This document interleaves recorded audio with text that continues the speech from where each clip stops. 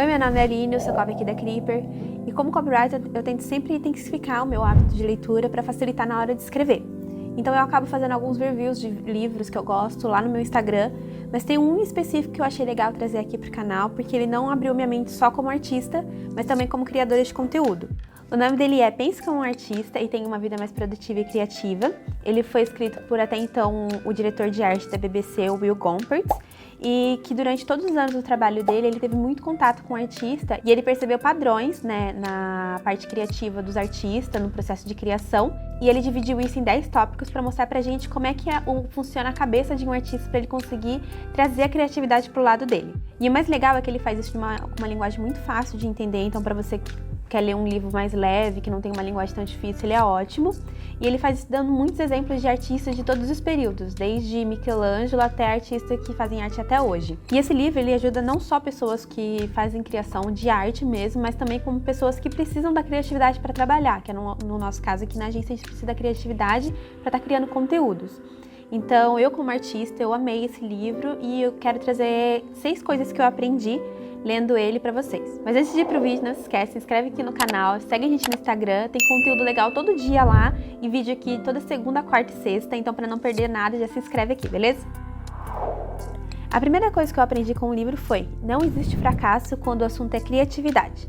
E ele inicia o capítulo com a frase: quando se trata de criatividade, o fracasso é inevitável e incontornável. Quando ele fala desse assunto no livro, ele fala que o fracasso, ele na verdade não existe. O que existe, na verdade, é a sensação do fracasso. E que independente do que você vai criar, seja arte, seja qualquer coisa, essa sensação vai vir, é inevitável. Então é importante você saber que antes de você começar a criar, essa sensação ela é inevitável, ela vai acontecer e você precisa tratar ela de forma que ela tá te mostrando o que você precisa melhorar. Então, ele fala uma coisa também que eu achei bem legal, que dificilmente uma ideia, ela dá certo no plano A. A gente sempre precisa do plano B para essa ideia começar a dar certo. Então, essa sensação ela é inevitável, você tem que começar ciente disso e tratar ela de forma que ela tá ali para te ajudar. Segunda coisa, esteja sempre interessado e apaixonado por algo. Ele inicia esse capítulo falando: você não pode produzir algo interessante se você não estiver interessado em algo. Ou seja, a criatividade ela só vai vir quando você estiver realmente interessado em alguma coisa, pesquisando e criando a sua bagagem cultural. Se você não sabe o que é bagagem cultural, a Marina fez um vídeo explicando certinho, vou deixar um card aqui para vocês irem lá assistir também, que vai te ajudar bastante. E quando você já tem essa bagagem cultural, na hora de criar fica muito mais fácil, porque as ideias já estão todas na sua cabeça.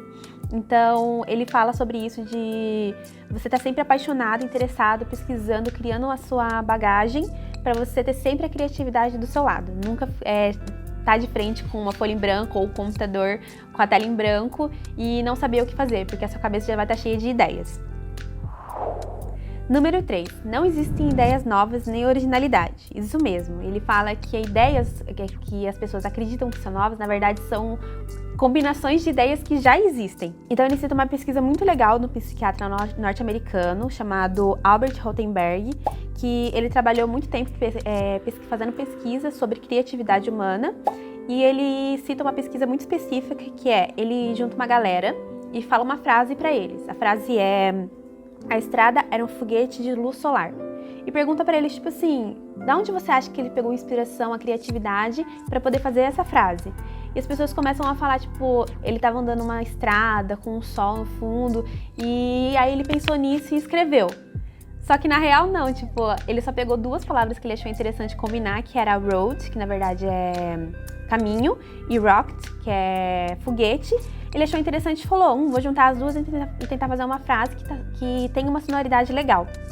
E quando você pega 2 ideias distintas e colocam ela no mesmo campo, o seu cérebro ele entra num processo de solucionar problemas.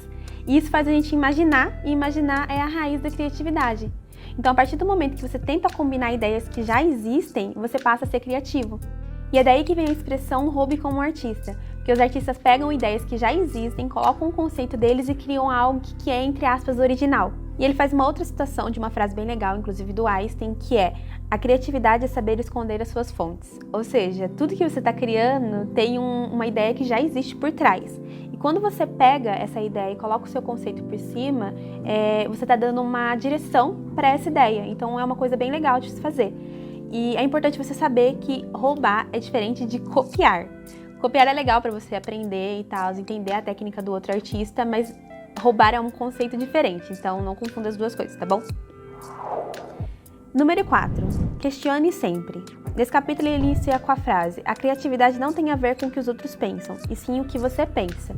Ou seja, quando você for criar alguma coisa, seja qualquer coisa que precise da sua criatividade, é importante que você tenha um processo de questionamento dentro de você mesmo. Esse processo de pergunta e resposta dentro de você vai te ajudar a imaginar coisas. Quando você imagina, você começa a ter ideias. E a partir do momento que você tem ideias, a criatividade já está do seu lado. Então esse processo de tentar entender o que você quer passar através de perguntas é bastante legal para poder trazer a criatividade para o seu lado. Número 5. Tenha um ponto de vista. Ele fala numa frase bem legal que é: no jogo da criatividade não se é um jogador a menos que você tenha o que dizer. Ou seja, não adianta nada você querer criar alguma coisa se você não tem nada para dizer. Você precisa entender o que você quer expressar através daquela criação. Ele faz uma citação bem legal de um artista que se chama Doig, que ele conta o processo de busca dele para tentar entender o que ele queria expressar através da arte dele. Ele foi sempre uma pessoa que estava sempre de mudança de país em país, e ele achava que ele ia achar a criatividade dele através das paisagens desses países. Só que ele ainda não sentia aquela coisa de estar expressando o que ele queria expressar. Mas então ele percebeu que a criatividade dele estava nas memórias dessas paisagens que ele via. Então ele pegou todo esse conhecimento dele dessas viagens, levou para um ateliê e começou a pintar memórias.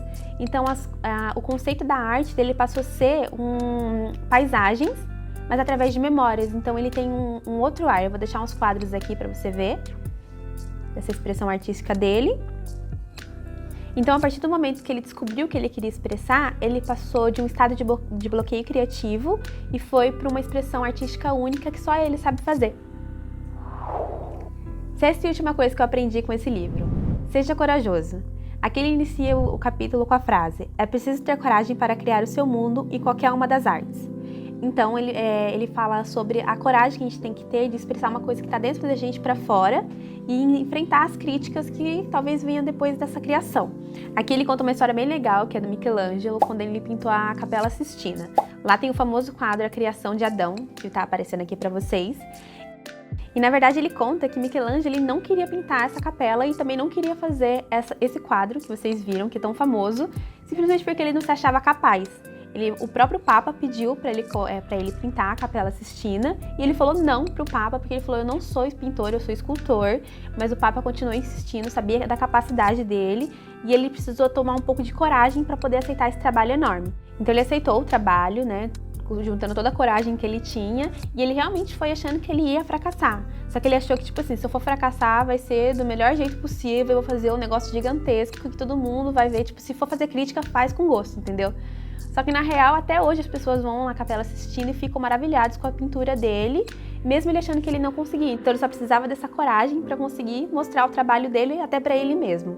Então se você tá aí criando alguma coisa, desenhando ou criando posts e tem medo, tem vergonha de colocar na internet, esquece esse medo, só vai, seja corajoso e exponha sim o que você está criando. As críticas vão vir, a sensação de fracasso vai vir, só que elas são necessárias. O importante é você não desistir e continuar com a sua ideia. Bom, gente, é isso. Se você ficou interessado nesse livro, que eu li ele completo, que eu recomendo muito para poder acompanhar todas as citações dele, os exemplos e a linguagem gostosa de ler. Ele é da editora Zahar. Qualquer coisa, tipo, pesquisar na internet você acha, ele é super baratinho, então eu recomendo bastante. Bom, vou ficando por aqui, espero que vocês tenham gostado do vídeo. Se você gostou, deixe seu like. Se você quer ver mais conteúdo como esse, comenta aqui que a gente traz pra vocês. Não esquece de seguir a gente no Instagram e é isso, até o próximo vídeo. Tchau!